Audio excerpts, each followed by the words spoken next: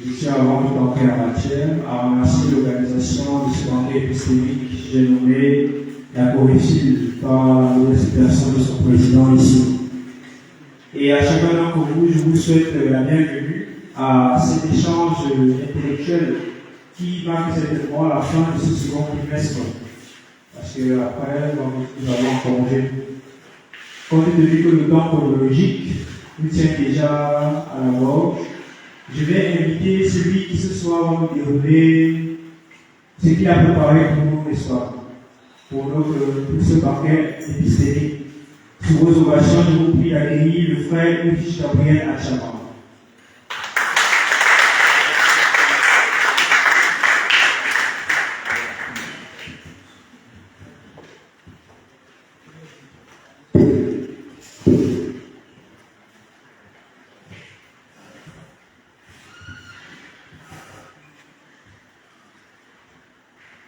Frère Ulrich Gabriel, bienvenue sur ce panel.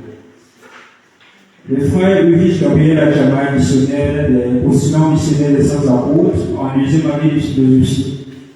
Il a décidé de nous entretenir cet après-midi sur le thème à repenser la temporalité au-delà de la chronologie pour une ontologie de l'instant vécu. Très souvent, nous ne prenons pas une attention très particulière à ce que nous appelons le temps.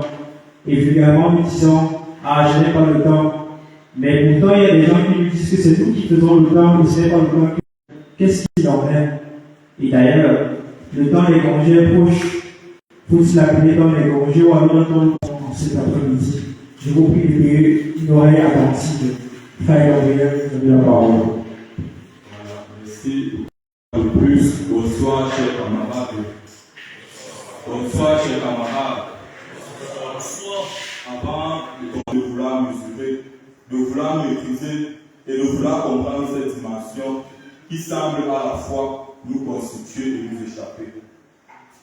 L'histoire de notre rapport au temps est celle d'une progressive mathématisation. Allant des cycles naturels observés par les premières civilisations jusqu'aux découvertes de la physique moderne, nous avons progressivement élaboré une conception chronologique du temps, un temps homogène, divisible, mesurable et même objectif. Cette vision s'est intensifiée avec la révolution industrielle et l'avènement du temps et l'avènement du capitalisme moderne, autant pour moi. Comme l'a montré Thomson dans son ouvrage intitulé Temps, discipline du travail et capitalisme industriel, publié en 1967, le temps est devenu une marchandise, une ressource à optimiser, à économiser et même à rentabiliser.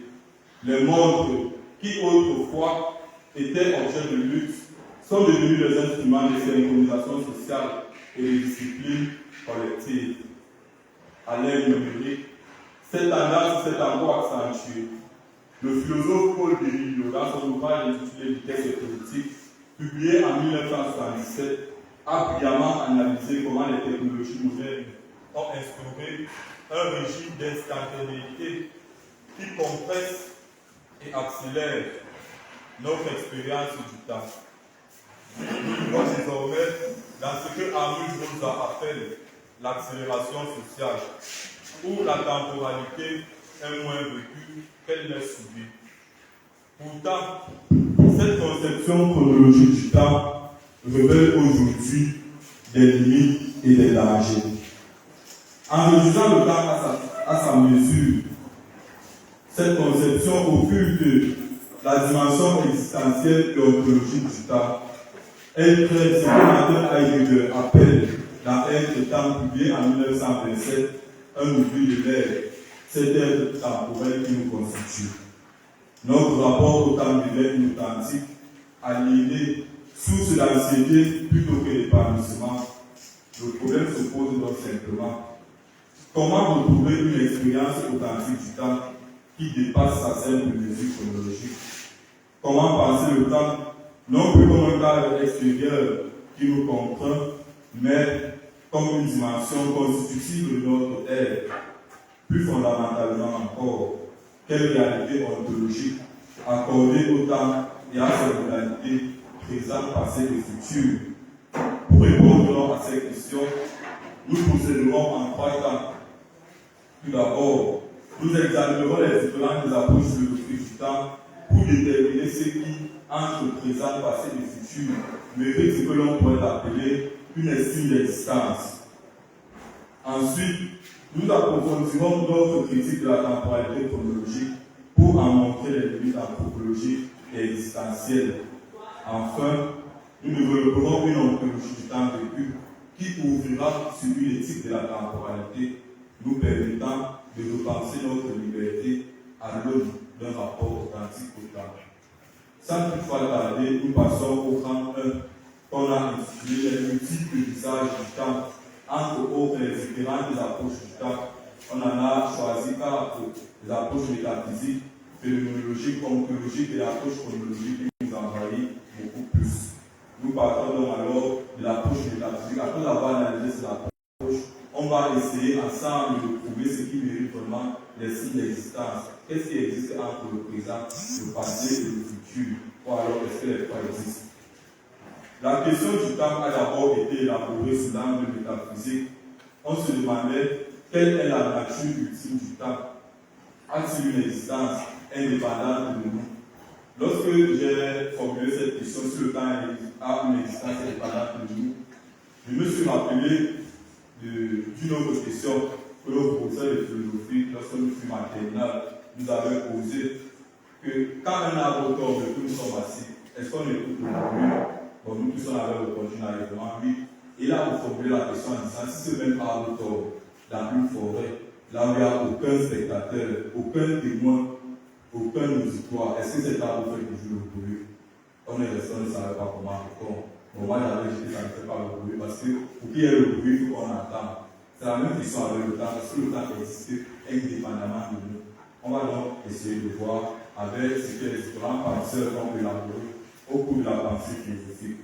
Pour Platon, dans son ouvrage de Timée, le temps n'est qu'une image mobile de l'éternité, c'est-à-dire qu'il ne possède pas l'existence pleine, mais dérive de l'éternité des idées qui, elles, existent véritablement. Aristote, par contre, dans son ouvrage intitulé Physique, au chapitre 4 notamment, adopte une position différente. Pour lui, le temps n'est ni substance, ni accident, mais le nombre du mouvement selon l'antérieur et le postérieur. C'est-à-dire, on peut prendre un exemple simple. Avant cette conférence, il y a les éléments qui sont déroulés. Le matin, il y a le cours. Entre la fin des cours et le début de la conférence, entre le début des cours et le début de la conférence, il y a eu beaucoup d'éléments qui sont déroulés. On peut considérer la matinée comme l'antérieur et maintenant comme le postérieur. Aristote pense donc que le temps, c'est l'ensemble du mouvement qui a eu là. Pour lui, alors, le temps n'existe pas en soi, mais c'est une relation entre les événements. Cette conception relationnelle du divin Aristote du temps sera reprise par Leibniz qui, s'opposant rigoureusement à Newton, refuse de voir dans le temps un contenant absolu et indépendant des choses. Pour Leibniz, le temps n'est que l'ordre des successions, tout comme l'espace n'est que l'ordre des coexistences.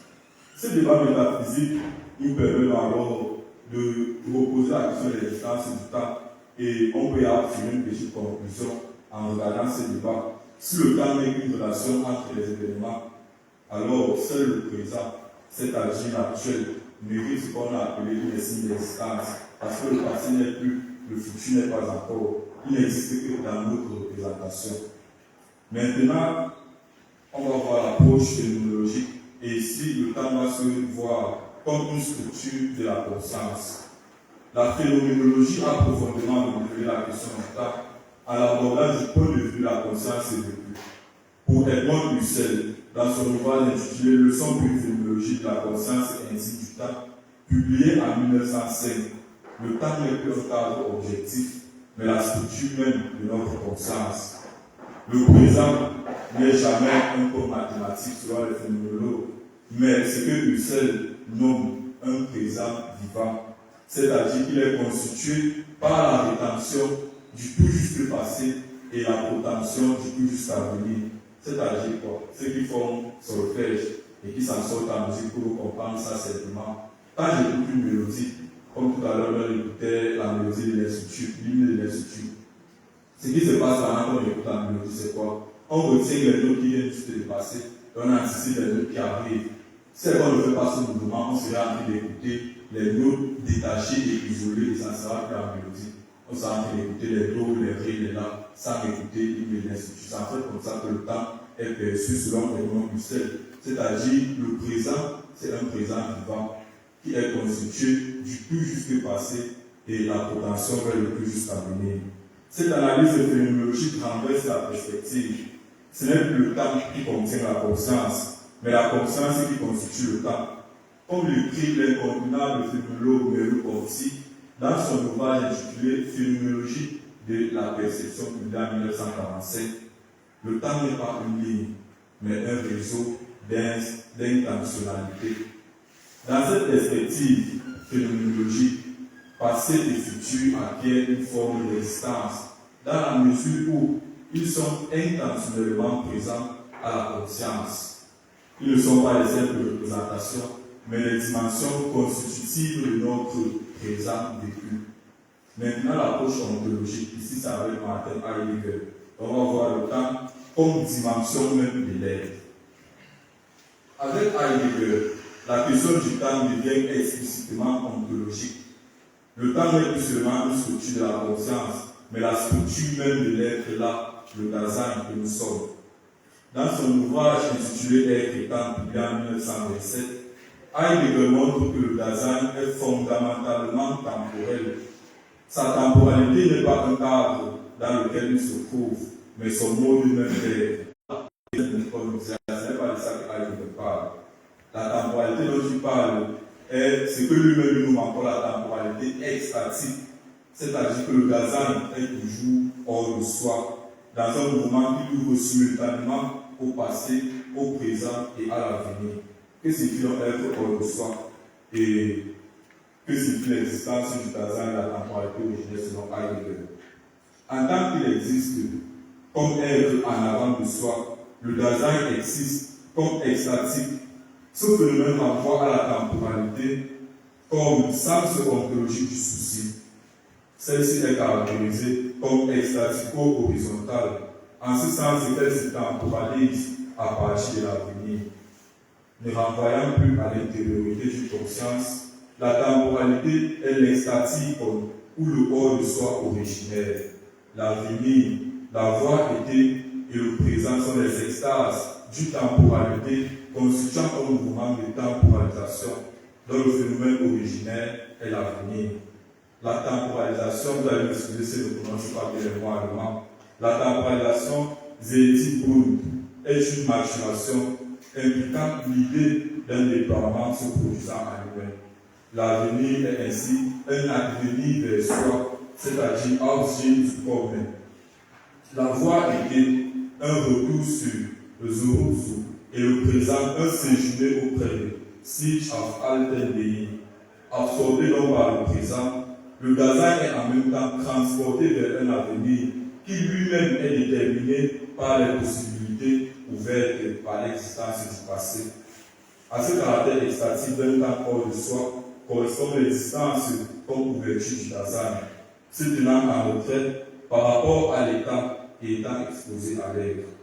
Révéler à l'être pour la mort, une telle temporalité est foncièrement finie, ne se donnant à voir que dans le Dasein comme projet jeté, dont l'avenir est fini et le fondement nul. En toute rigueur, on ne peut pas dire du temps qu'il est, mais qu'il se temporalise dans la co-originalité de ces trois extases. La compréhension vulgaire de la temporalité consiste en un nivellement de ces extases en une suite infinie de maintenant. Qu'est-ce que tout cela veut dire? Parce que les mots de Heidegger sont un peu compliqués et nous-mêmes ça nous tape encore à comprendre. Je vais essayer d'expliquer ça avec des choses concrètes. Qu'est-ce que signifie l'être hors de soi chez Heidegger? On s'imagine un peu, comme nous sommes assis là en face, que nous ne sommes pas seulement dans notre corps, mais nous sommes dans le monde. Pourquoi je dis ça? Ce n'est pas que nous sommes sorciers, bien qu'on est possédés. Ici, on va un peu convoquer la dualité cartésienne qui dit que chaque corps est constitué d'un corps res extensa, et d'une âme reste cogitans. Ce qui n'est pas dans soi, dans le corps, et qui peut être dans le monde, ça reste cogitans, nos pensées. Quand tu vas que nous ne sommes pas rien que dans nous, ce que Matin appelle être hors de soi, c'est comme si on était toujours un peu en dehors de nous-mêmes, portés dans nos souvenirs, dans nos regrets, dans nos projections. On par exemple d'un baobab. Quand on n'a pas étudié la science, on voyait le baobab comme quelque chose qui est déplacé là. Or, ce baobab a les racines enfouies sous terre, qu'on peut représenter par nos souvenirs, et les branches qui partent dans le ciel, qu'on peut représenter par nos projections, nos projets. Et maintenant, ce qu'on voit devant nous, c'est le présent. C'est-à-dire à l'échelle, là, on peut être assis, on peut chacun est dans ses pensées. Nous recevons après, en train de célébrer la messe. Nous recevons finissant, en train de recevoir, je ne sais pas comment on appelle ça, le parchemin, en train de recevoir l'heure de lever, ainsi de suite. Le temps n'est plus fait l'horloge. Comment il dit ça? Pour lui, le temps n'est pas juste le tic-tac qui se fait sur les montres, c'est pas sur les montres ici. Mais il y a trois dimensions importantes qu'il faut toujours retenir. L'avenir, c'est-à-dire ce vers quoi nous allons, le passé, ce que nous avons été, et le présent, ce avec quoi nous sommes occupés. Comment vivons-nous notre temps pour Heidegger? Quand Heidegger parle d'extase, il veut dire que nous sommes toujours projetés dans cette trois dimensions du temps, vers l'avenir. C'est-à-dire que nous sommes toujours en train de planifier et d'imaginer ce que nous allons devenir. Vers le passé, c'est-à-dire que nous portons toujours nos expériences et nos héritages. Et dans le présent, c'est-à-dire que nous sommes toujours occupés avec les choses et les personnes autour de nous. La compréhension ordinaire du temps pour Heidegger, c'est quoi? Parce que la plupart des gens pensent au temps comme une simple ligne avec des points de maintenant, puis maintenant et après maintenant. Or, pour Heidegger, cette vision est incomplète. Ce n'est pas une série de maintenant, mais un mouvement cyclique connecté à la vie. Je prends l'exemple très simple, chez les techniques par exemple. C'est vrai, ils utilisaient avec les horloges, avec la modernité, mais eux vivaient leur temps d'une manière différente, puisqu'ils n'avaient pas les noms. C'était les événements naturels de la vie qui leur indiquaient que voici, maintenant c'est tel période, le lever du soleil par exemple, le coucher du soleil, la période des pluies, la migration des animaux, la période de ramassage des grillettes, tout ça, c'était leur manière de vivre le temps là-bas, avec les événements connectés directement à la vie. Une part importante de la pensée de Heidegger est que nous sommes finis, notre temps est limité. Dans cette ontologie temporelle, passé, présent et futur existent donc comme dimension co-originelle de l'être là du Dasein. Aucune n'a le primat ontologique sur les autres. Le Dasein est temporel de part en part, de par son passé, son présent et son futur. Maintenant, nous voyons l'approche chronologique du temps. Ici, c'est le temps mesure qu'on va essayer d'aborder. À cette approche philosophique qui possède s'oppose la conception chronologique qui domine notre quotidien. Ici, le temps est essentiellement conçu comme mesure, comme succession d'instants homogènes et divisibles. Cette vision trouve son fondement théorique chez les penseurs comme Galilée et Isaac Newton. Pour qui le temps est un cadre absolu, indépendant des phénomènes qui s'y déroulent. Cette conception s'exprime dans l'image de la flèche du temps, une ligne orientée où seul le présent, comme on le voit, existe véritablement. Ça, c'est sur le plan chronologique. La commentatrice Françoise Lastur, dans Heidegger et la question du temps publiée en 1990, souligne comment cette conception a progressivement envahi tous les domaines de notre existence. Le temps de l'horloge s'est imposé, dit-elle, comme la seule temporalité légitime, reléguant dans l'ombre d'autres expériences temporelles plus fondamentales. Cette approche chronologique semble attribuer une existence exclusive au présent ponctuel, faisant du passé et du futur les simples abstractions. Pourtant, comme le montre le philosophe des sciences, il y a Prigogine, dans son ouvrage intitulé La Nouvelle Alliance, publié en 1979, même la physique contemporaine remet en question cette vision simpliste. Le temps n'est pas l'expression d'une simplicité sous-jacente. Il explique, ou alors il exprime la complexité des cohérences physiques. Après avoir analysé ces approches, la question demeure toujours: qu'est-ce qui mérite une existence véritablement puisque chaque approche a sa fonction. On va essayer de voir une ontologie plurielle du temps. Au terme de ce parcours, que devons-nous considérer, comme je disais tantôt, comme existant véritablement le présent, le passé, le futur ou les quoi? Le présent possède une existence actuelle, immédiate, mais son apparente plénitude est illusoire. Comme le montre, ou alors comme l'a montré Saint Augustin dans les Confessions, au livre 11 notamment, le présent est insaisissable. Parce que pour lui, si le présent était toujours présent, s'il n'allait pas rejoindre le passé, il ne serait plus le temps, il serait plutôt l'éternité. Le passé, contrairement à la vision chronologique, qui en fait un cercle n'est plus, existe comme sédimentation, comme trace. Ricoeur, dans son ouvrage intitulé La mémoire, l'histoire et le publié en 2000, montre comment le passé continue d'agir dans le présent à travers ses effets et ses marques.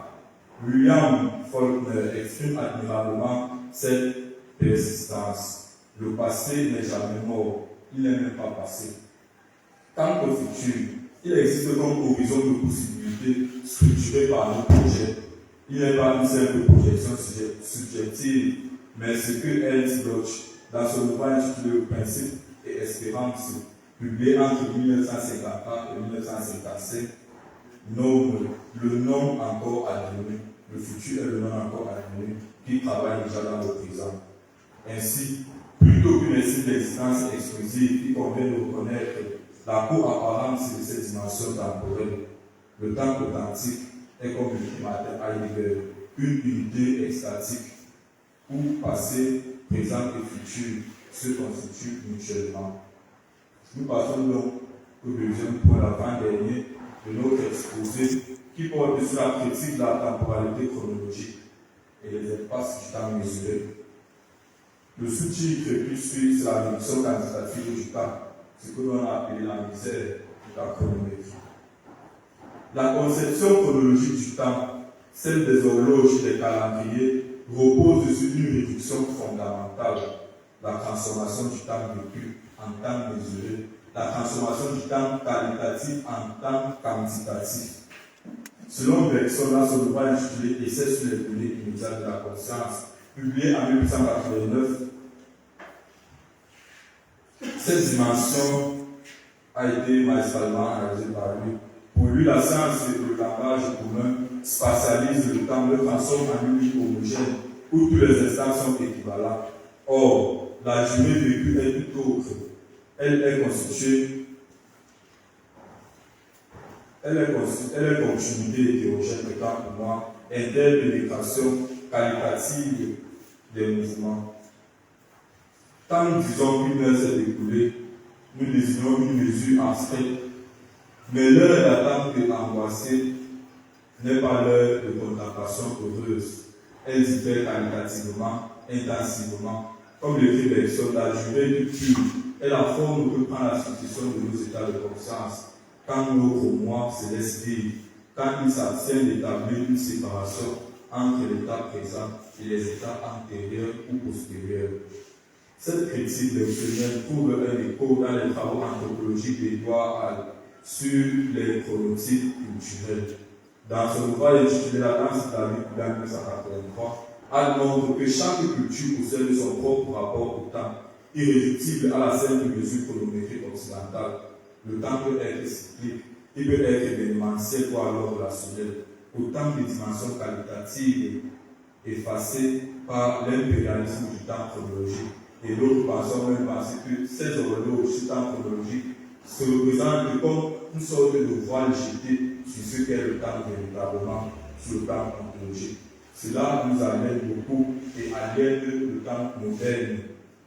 Et ce temps devient une sorte de marchandise et une sorte de présentisme qu'on est en train de subir. Cette réduction quantitative du temps a des conséquences anthropologiques et sociales profondes et graves même. Dans nos sociétés modernes, le temps est devenu une ressource rare, une marchandise échangeable, un capital investi, au point où on peut se permettre de chanter le temps, c'est de l'argent. Jonathan Creville, dans 24 heures sur 7, le capitalisme à la solution en 2013, montre comment la logique capitaliste pousse à une colonisation toujours plus intensive du temps commun. Le sommeil est la seule barrière, le seul temps naturel qui n'a pas encore été entièrement annexé et financé. Parce que la plupart des besoins apparemment irréductibles de la vie humaine, comme la faim, la soif, les désirs et récemment le besoin d'amitié, ont été transformés en marchandises ou en investissement. Cette marchandisation du temps s'accompagne d'un phénomène paradoxal que l'historien François Hector présente dans Régime d'historicité. Notre passé devient patrimoine spéculaire, le futur se réduit à une anticipation anxieuse des risques. Nous vivons dans un présent hypertrophié, mais vide, incapable de se relier authentiquement au passé ou à l'avenir. Cette temporalité chronologique génère les véritables pathologies existentielles. Le plus visible est sans doute celle de l'accélération. Je ne vais pas trop commenter puisque le temps chronologique nous saigne à la gorge. À cette pathologie d'accélération répond celle apparemment opposée, mais en réalité complémentaire, de l'attente vie. Le philosophe Luther Anders, dans L'obsolence de l'homme, dans 1956, décrit comment l'homme moderne est condamné à attendre que le temps passe dans un emploi sans sens, attendre que quelque chose arrive dans un divertissement passif. Ces pathologies révèlent la contradiction fondamentale de notre rapport chronologique au temps. Jamais nous n'avons disposé de temps de technologie supposée nous faire gagner du temps, et jamais nous n'avons eu si peu de temps. Ce paradoxe témoigne de l'impasse d'une conception purement quantitative du temps, incapable de penser sa dimension qualitative et existentielle. Pour une ontologie du temps vécu, habiter authentiquement la temporalité, c'est le dernier point de notre exposé. Aux impasses du temps chronologique, la première tâche est de reconquérir l'expérience authentique de la durée. Il s'agit, comme nous y invite personne, de retrouver le temps comme flux quantitatif, comme continuité hétérogène, et non comme flux quantitatif, comme flux qualitatif autant pour moi, et non comme flux quantitatif. Cette reconquête passe d'abord par une attention renouvelée à notre expérience temporelle vécue. La phénoménologue Nathalie Desprages, dans Attention et vigilance dans 2014, propose des pratiques de réduction phénoménologique qui permettent de suspendre notre rapport habituel au temps chronologique pour accéder à la lecture qualitative de l'expérience temporelle. Cette attention peut s'appuyer sur ce que Gaston Bachelard nomme dans l'intuition de l'instant de 1932, la poétique de l'instant.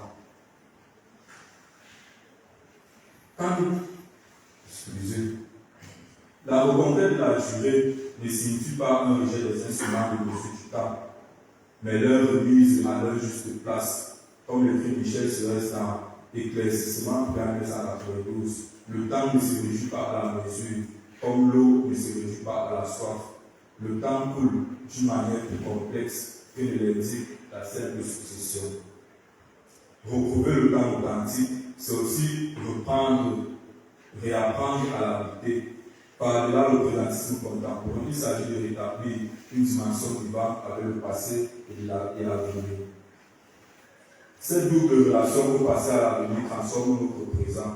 Comme l'écrit le philosophe Jean-Luc Nancy, dans la création du monde ou la mondialisation en 2002, le présent n'est pas ce qui est présentement, mais ce qui vient et ce qui s'en va en même temps, ou plutôt ce qui vient s'en aller. Cette ontologie du temps vécu ouvre sur une éthique de la temporalité. Si le temps n'est pas un cadre extérieur, mais une dimension constitutive de notre être, alors notre rapport au temps est indissociable à notre liberté. Jean-Paul Sartre, dans son ouvrage des lettres de Lyon en 1943, montre comment notre liberté se déploie comme temps pour l'imitation. Par mes choix, dit-il, par mes choix présents, j'ai déterminé le sens de mon passé, je me projette vers un avenir qui n'est pas simple continuation du présent, mais horizon du possible. Si, comme l'écrit Beauvoir, on ne naît pas femme, on le devient, c'est précisément parce que nous sommes des êtres temporels, jamais complètement déterminés par ce que notre passé fait de nous.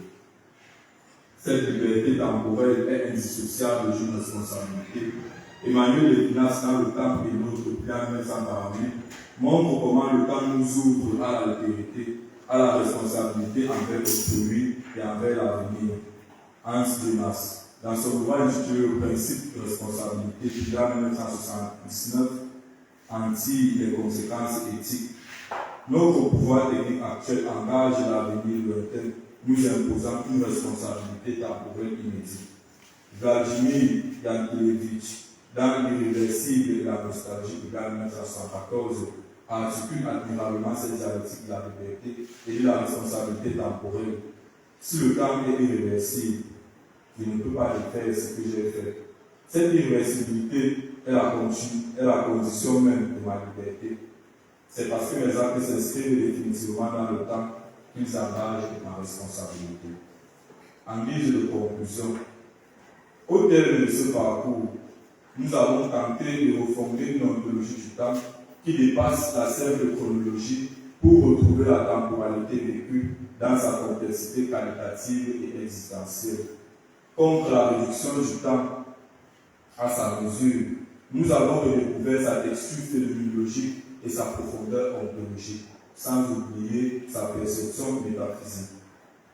Nous avons montré comment présent, passé et futur ne sont pas les sections d'une ligne temporelle, mais des dimensions co-originaires de notre être, méritant chacune à sa manière ce qu'on a appelé une estime d'existence. Cette refondation n'est pas simplement théorique, elle engage une éthique et une politique du temps. Dans un monde donc marqué par l'accélération de l'opératisme, retrouver une relation authentique au temps est aussi retrouver notre liberté. Comme le fait Cornelius dans son ouvrage intitulé L'institution imaginaire de la société de 1975. Nous ne sommes pas devant le temps, nous ne sommes pas dans le temps, nous sommes temps. Et nous ne sommes pas simplement temps qui passe, mais temps qui se crée. C'est peut-être là le cœur de notre condition temporelle, non pas subir le temps comme contrainte extérieure, mais le créer comme dimension de notre liberté. Non pas être dans le temps, mais être temps vécu, temps partagé, temps ouvert. En définitive, donc, la question du temps renvoie à nous-mêmes, à notre manière d'habiter le monde et d'être avec les autres. De là, sans doute, cette persistance de la question temporelle dans toute l'histoire de la pensée, interroger le temps. Dans toute l'histoire de la pensée, interroger le temps, c'est toujours en dernière instance interroger notre humanité. Sur ce, je vous remercie.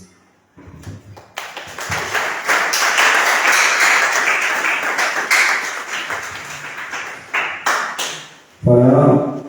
Nous disons merci une fois de plus au frère Louis Gabriel Adjamabé. Je vous prie de rechaîner une seconde fois.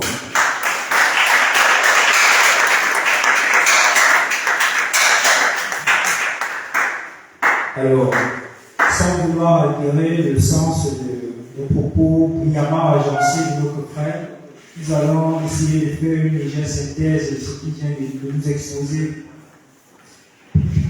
Comment retrouver une expérience authentique du temps qui dépasse la simple mesure chronologique? Comment penser le temps non plus comme un cadre extérieur qui nous contraint, mais comme une dimension constitutive de notre être? Quelle réalité ontologique accordée au temps et à ses modalités? Telles sont les interrogations qui auront guidé la réflexion de notre conférencier de ce jour, qui s'est résolu à y apporter des éléments de réponse en structurant son propos en 3 points. Dans le premier point intitulé Les multiples visages du temps, approche philosophique et estime d'existence, le frère examine les approches métaphysiques, phénoménologiques, ontologiques et chronologiques du temps. En métaphysique, le temps est majoritairement conçu comme une relation entre les événements où finalement seul le présent est, le passé et le futur n'existent que dans nos représentations abstraites. La question en phénoménologie est abordée du point de vue de la conscience. Le temps est constitutif de la conscience, il se fonde sur le vécu intentionnel de la conscience, où la coexistence du passé et du futur est déjà supposée comme constituant le présent vécu. Avec l'ontologie, précisément avec Heidegger dans le temps, Le temps n'est plus simplement constitutif de la conscience, il est constitutif du Dasein, ou être là. C'est sa caractéristique la plus fondamentale. Du fait qu'il existe fondamentalement comme étant hors de soi, existence extatique avec un cas, son déploiement existentiel constitue un mouvement de temporalisation qui s'effectue sur 3 extases. Le passé, ce que nous avons été, le présent, ce avec quoi nous sommes occupés, et l'avenir, ce avec quoi nous tendons. Et dans l'avenir se trouve être l'origine. Le temps n'est donc pas, il se temporalise suivant la co-originalité de ces 3 extases inhérentes à la factivité et à la finitude de l'être là, ou Dasein, qui font de ces derniers un être fondamentalement temporel dans le passé, le présent et l'avenir existent simultanément. Que faut-il devenir finalement? Ni le présent, encore moins le futur, ne mérite exclusivement une estime d'existence, car le temps découle de la co-appartenance de ces 3 dimensions. Le présent a une existence actuelle de plénitude illusoire, car le passé est une trace qui s'y actualise par ses effets, conditionnant déjà le non encore advenu ou l'avenir. Dans le deuxième point qui évalue les critiques, le frère examine les impasses du temps mesure. D'abord, la chronologie étudie le temps vécu en temps mesuré, ce qui ignore sa dimension qualitative. Cependant, la même leçon, la durée vécue est constituée de la qualité des moments hétérogènes. Ainsi, le temps chronologique diffère qualitativement et intensément de la durée vécue. Ce dernier pourra être cyclique, événementiel ou relationnel. Le frère pense ensuite que la réduction qualitative du temps vécu est la cause de l'aliénation moderne qui absolutise le présent comme étant seul temps estimé, faisant ainsi les frais d'un mercantilisme sans précédent aboutissant à une marchandisation du temps. Le présentisme devient ainsi la culture du moment où tout est évalué dans le vide de l'immédiateté, se refusant de toute relation avec le passé et le futur. Enfin, notre conférencier relève les pathologies existentielles engendrées par la temporalité chronologique qui relèvent de l'impasse d'une réduction qualitative du temps. La accélération, celle de la technique, de la société et du rythme de vie, allie l'humanité moderne marquée, selon Peter Anders, par une attente vide dans un divertissement passif. Comment refonder le temps au-delà de la chronologie? C'est ce qui nous a amené au 3e point et qui est la partie propre où le frère parle en lui-même. Intitulé pour une ontologie du temps vécu, habiter authentiquement la temporalité, le frère propose des perspectives. D'abord, il faut reconquérir la durée, et cela passe par une attention renouvelée à notre expérience temporelle vécue, qui se veut pleine, intense, verticale, n'excluant cependant pas l'usage des instruments chronologiques, mais une remise à leur juste place. Ensuite, il faut habiter le temps, c'est-à-dire rétablir la relation vivante avec le passé et l'avenir pour transformer notre présent. Le passé n'est pas un musée mort, mais un réservoir de possibilités inaccomplies pouvant être réactivées dans le présent, et le futur n'est pas une extension du présent, mais une disponibilité à l'éruption de l'imprévisible qui brise la continuité chronologique. Enfin, pour une éthique de la temporalité, il convient de repenser notre liberté et notre responsabilité dans le temps. Notre liberté se déploie comme temporalisation, processus de déploiement de notre être à travers les 3 extases, c'est-à-dire le passé, le présent et l'avenir. Je suis libre parce que j'ai la capacité de prendre mes décisions dans le temps, mais puisque ce temps, avec Emmanuel Lévinas, m'ouvre à l'altérité, ma liberté temporelle est indissociable de ma responsabilité envers cette autre conséquence éthique. Au final, ne pas subir le temps, mais le créer comme expression de notre liberté en respectant les enjeux éthiques qui en découlent, voilà ce à quoi on nous appelle l'ontologie du temps vécu. Très bien, merci une fois de plus au conférencier pour le brillant exposé. Il est 16h13, nous aurons jusqu'à 16h40, n'est-ce pas, pour permettre aux uns et aux autres de se divertir. Nous allons commencer par une série de 3 questions où chacun d'entre vous sera appelé à vouloir éclairer les autres ombres qu'il a pu percevoir durant le partage.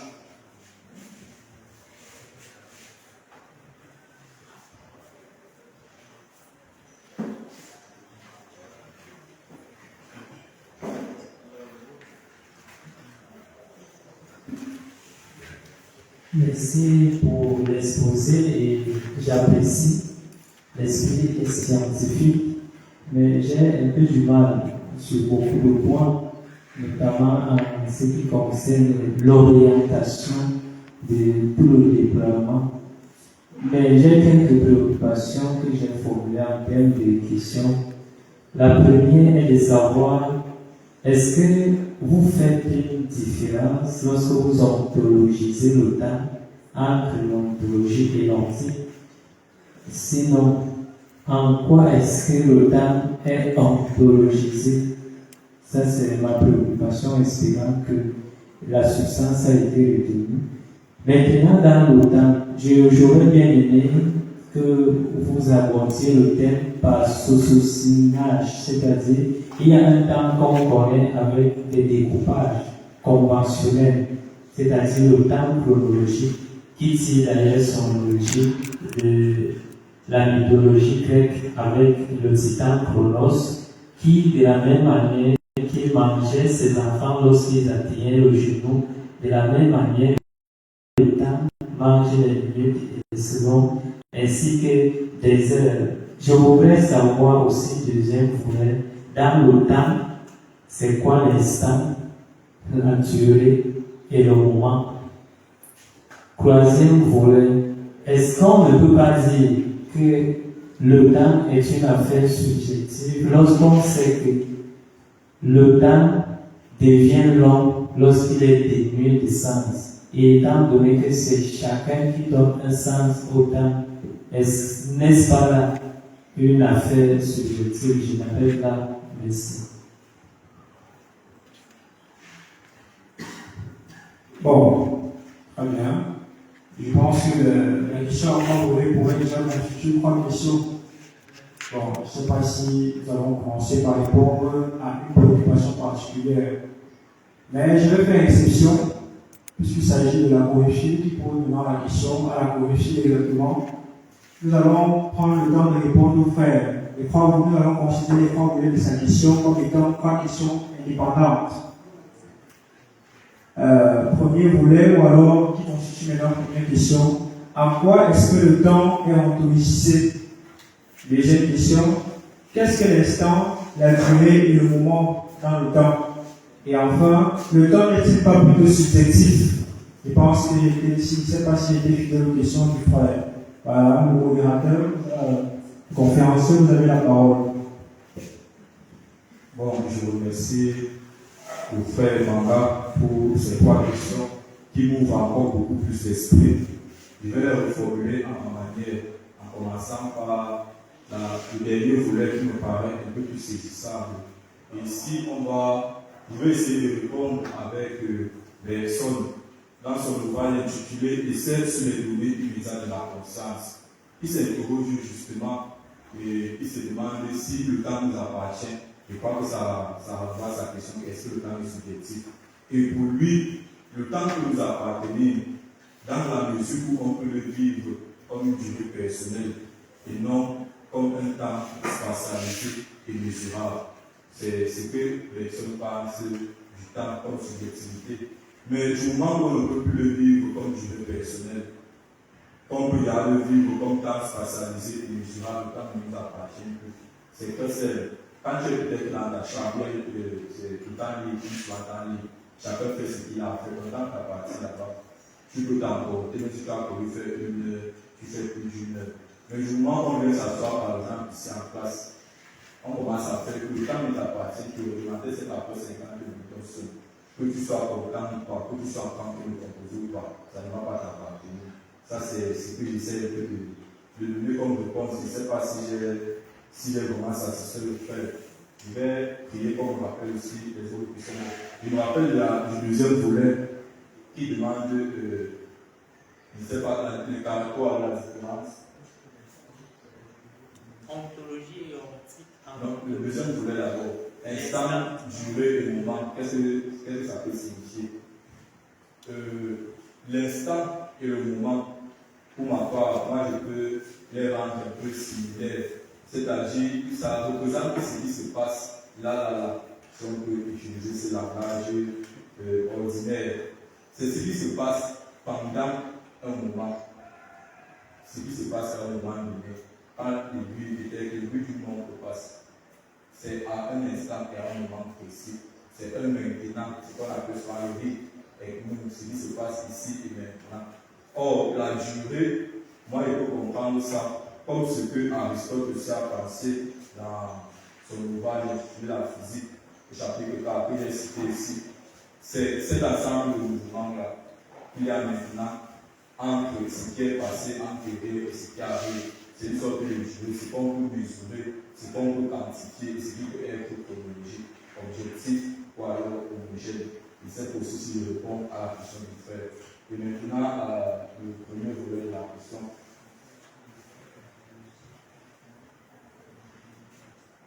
Donc, en quoi est-ce que le temps est ontologisé? Le frère voulait savoir pourquoi nous utilisons pas plutôt l'expression ontique et quelles différences on peut faire entre ontologie et ontique. Je ne sais pas si c'est la question. Bon, quand on parle d'ontique, ici ça renvoie directement à l'air. L'air qui est perçu comme un temps, un être comme vous et moi.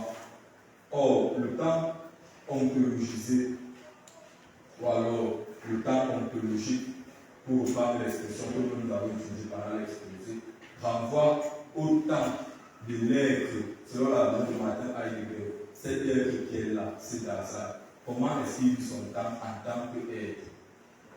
Ce n'est pas un temps qui devient une personne, qui devient un être qui va servir, mais c'est un temps qui nous constitue, puisque le temps, selon Martin Heidegger, est temporellement constitué. C'est-à-dire que le temps est une partie de lui. Le temps, c'est déjà quelque chose qui est plus hors de sa conscience, c'est quelque chose qui va le contraire. C'est quelque chose qui est son mode de vie. Et le temps devient maintenant ontologique, c'est-à-dire que ça peut déterminer ce qu'on entend par être en tant qu'être dans toutes ces durées. Je ne sais pas si même cela, je réponds à ça, parce que les essais, et on va prendre certainement une autre série de questions.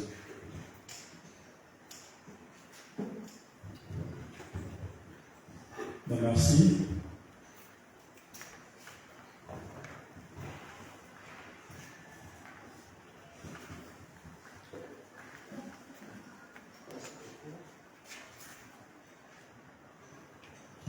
Merci beaucoup pour la parole. Première question. En quel sens pouvons-nous dire que le temps existe, même si nous ne le connaissons pas dans notre esprit? En deuxième lieu, j'aimerais savoir, vu qu'aujourd'hui, notre temps est réglé à travers le chronomètre et le calendrier, est-ce que l'homme peut parfaitement bénéficier de son temps sans avoir recours au chronomètre et au calendrier? En troisième lieu, j'aimerais savoir, la majorisation du temps est-il un bon ou mauvais? Est-il bon ou mauvais avec les réalités de notre société où tout est payé? Donc, tout ce qui apporte de l'argent est valorisé.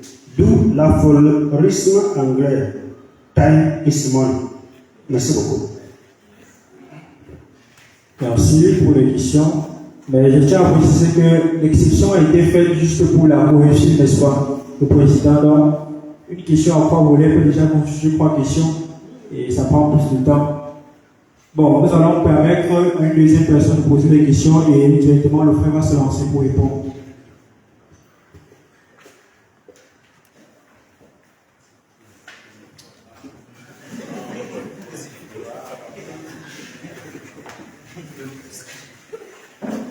Merci déjà pour le travail abattu, pour cette pensée que vous avez exposée.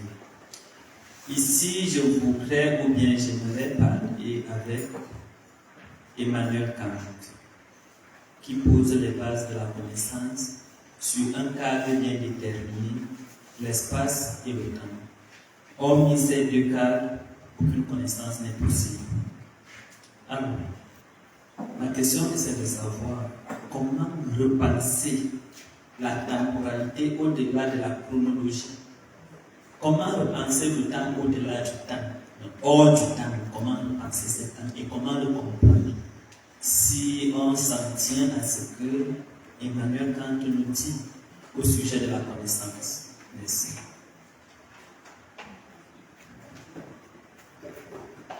Ok, merci. Je pense que nous allons prendre le temps pour répondre d'abord à cette question et après, si nous avons encore du temps, nous allons prendre une dernière série de questions.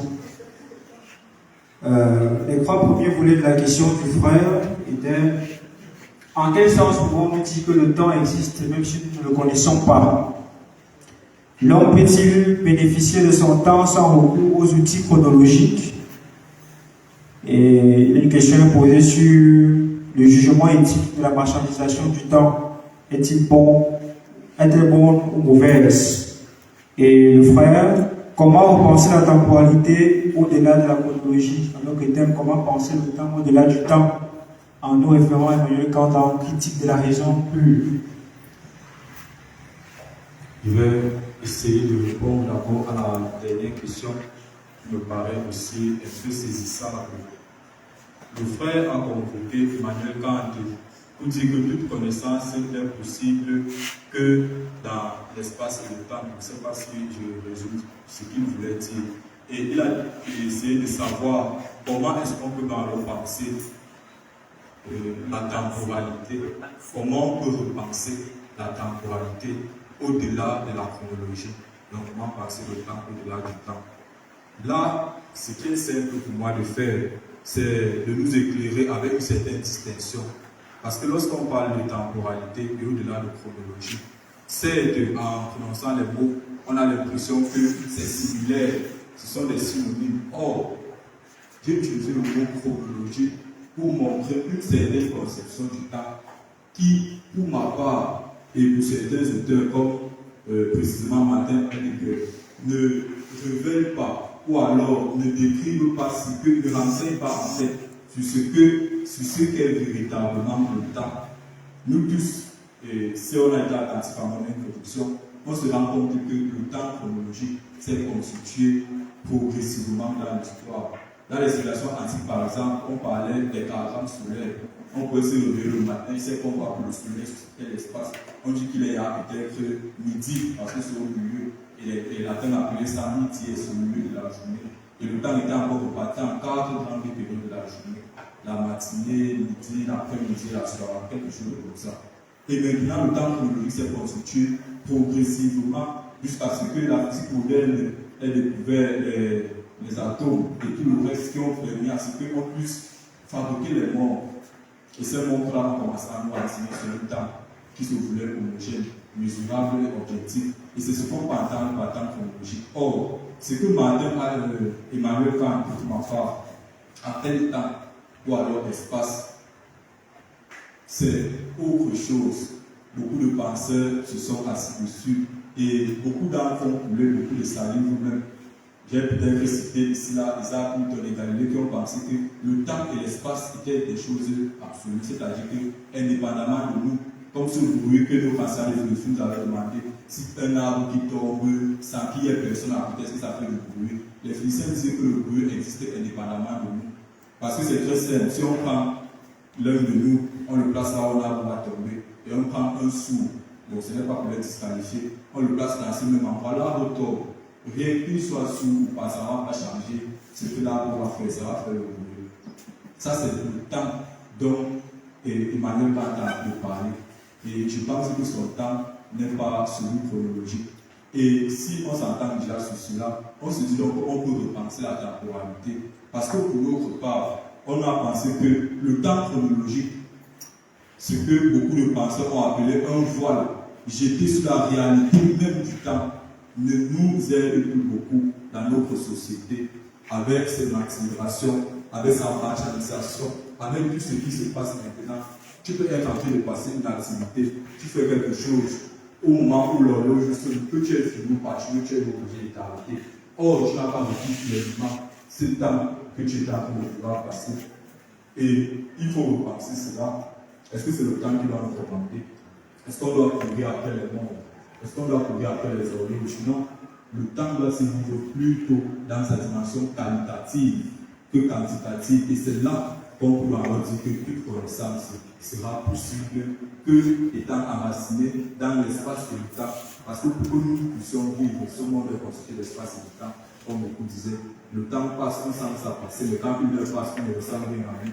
Ça peut plusieurs jours, plusieurs années qu'on va peut-être voir la barbe va pousser, la taille s'est augmentée, la voix s'est aggravée. Mais ce n'est pas en regardant l'heure à tout moment. C'est dans ça qu'on appelle le temps chronologique que nous avons voulu repenser avec une certaine chronologie pour venir refaire sortir la réalité même du temps selon Martin Heidegger et d'autres penseurs de l'ontologie. Je ne sais pas si j'ai essayé de répondre à la question du frère. Et ça me permet directement de venir au dernier volet, donc pas le premier volet, la question de mon camarade qui disait en quel sens on peut dire que le temps existe. Je ne sais pas comment il a complété ça. Voilà. En quel sens on peut dire que le temps existe même si nous ne connaissons pas notre esprit. Du moment où nous existons, du moment où nous sommes dans le monde, c'est ça nous ce qui s'est expliqué là-bas. Le temps peut exister puisque le monde l'univers est constitué d'espace et de temps. Le temps existe même si on ne connaît pas ça dans notre esprit. Ça existe véritablement, indépendamment de nos fonctions, de notre entendement. Ceci, c'est la même chose que les arbres de l'automobile. Que tu sois là ou pas, quand l'arbre va tomber, ça va faire le bruit. Et il y aura les hommes, les mathématiques et la physique qui vont calculer ça à travers les équations et tout le reste. Que tu entends bien ou pas, ça va exister. C'est même comme le temps. Que tu aies la montre ou pas, le temps peut exister. Et quand tu vas sentir ça dans toi, tu vas voir comment tu seras en train de grandir, tu seras en train de vieillir, et un jour tu vas mourir. Ça, c'est la réponse que je vais donner à cette question.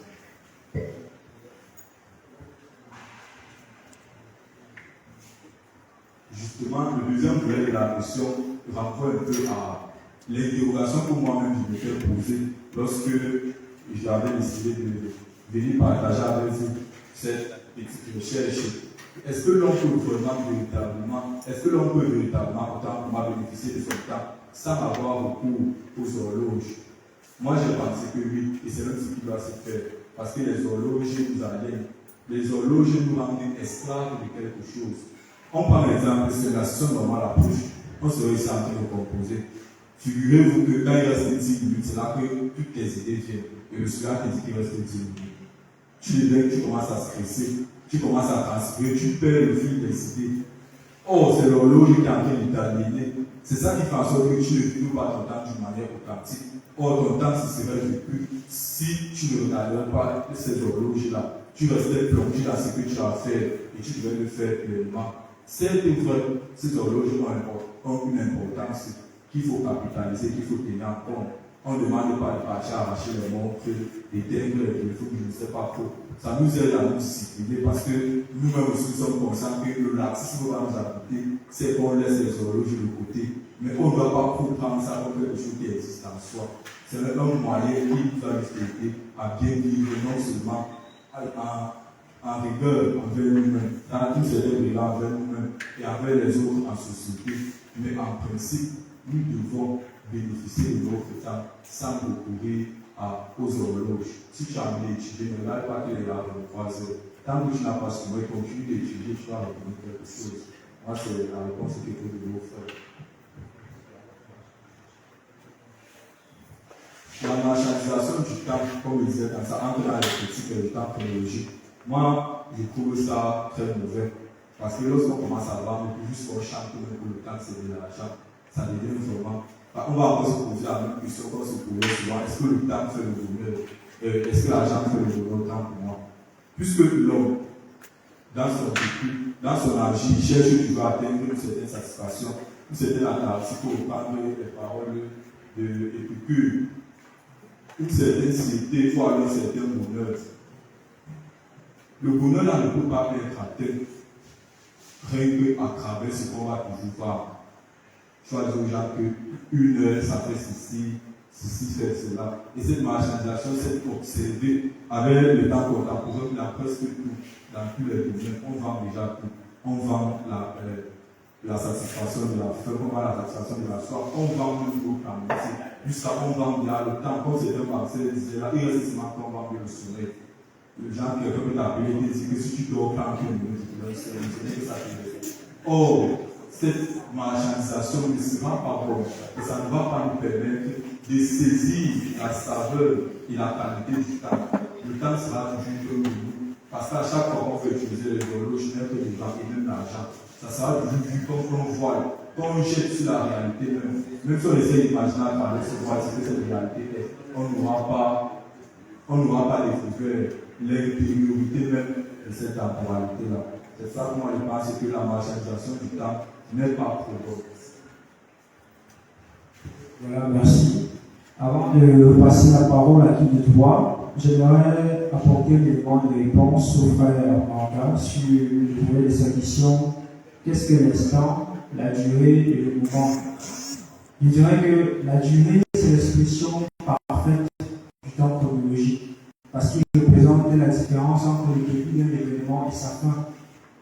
C'est pas le temps qu'il met. Maintenant, le moment, quant à lui, représente exclusivement le début de l'événement dans la durée. Par exemple, je peux être en attente de quelque chose. Je me dis peut-être, voilà, à 11h, à 12h, je dois diriger l'Angélus. Je passe le temps à accompagner ma montre. Lorsque nous sommes les 10, c'est le moment. Tu vois, ça marque le début de l'événement dans la durée. L'instant aussi n'est pas hors de la durée. Il est un point dans la durée qui est en train de se passer parce qu'il évoque la ponctualité à l'instant, n'est-ce pas? Il peut être à la fin de la durée, ou au début, ou même au milieu, à n'importe quel point dans la durée. Mais le moment marque beaucoup plus le début ou la fin d'un événement qui se déroule dans une certaine durée, d'un temps A à un temps B, ce cadre-là. Voilà comment je peux répondre à ta question. Merci. Merci à vous tous, merci chers frères, pour avoir pris part à ce banquet épisthémique. J'espère que chacun d'entre nous passera de très bons congés. Maintenant, je passe la parole à la personne qui me l'a remise. Ok, une fois de plus, veuillez vous rassurer pour.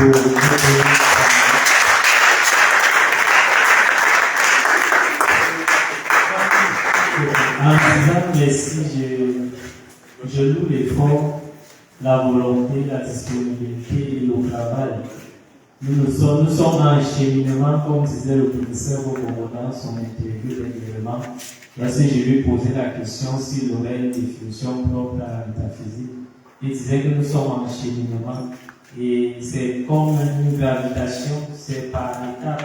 Thomas d'Aquin parlait des degrés, des déserts, des degrés de perfection dans chaque degré d'être.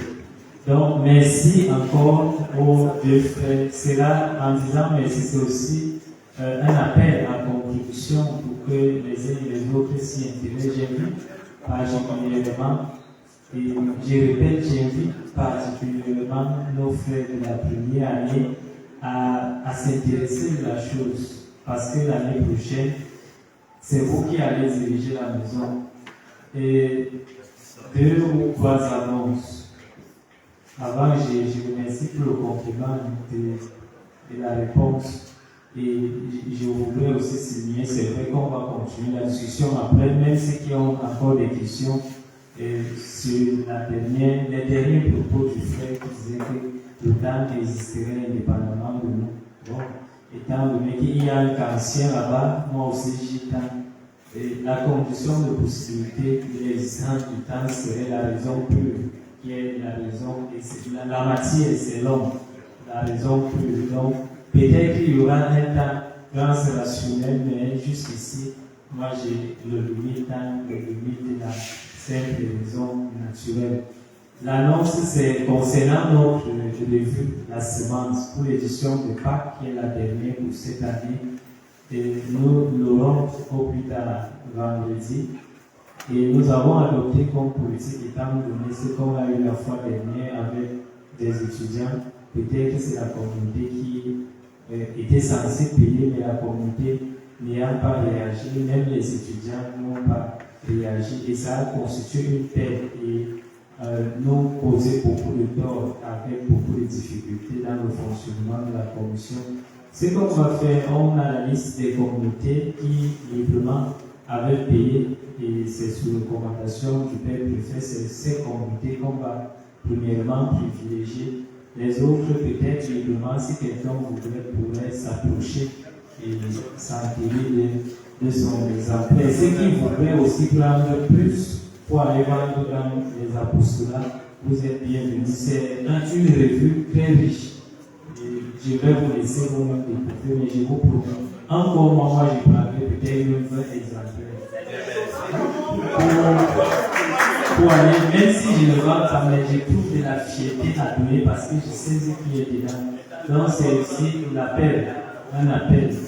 Il y a ça, il y a les débats, la disputation. Bon, c'est vrai que c'est encore un peu rien, c'est pas encore ça, mais on est en train de venir. Pour que les uns et les autres commencent déjà à se préparer. Je vous invite aussi, comme troisième annonce, à nous encourager quand même à vous abonner sur nos plateformes. Parce que quand je regarde par exemple YouTube, c'est 15 abonnés, je pense.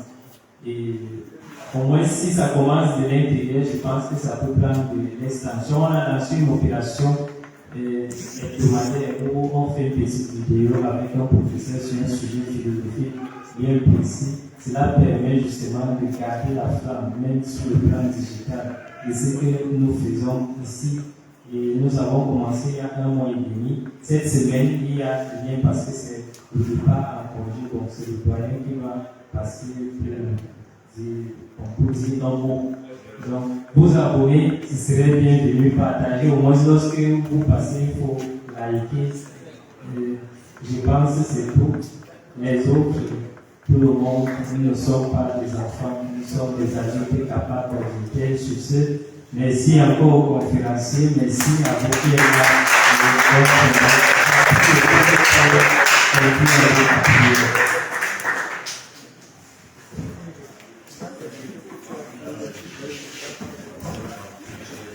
Au nom du Père, du Fils et du Saint-Esprit, que la gloire soit rendue au Père, au Fils et au Saint-Esprit.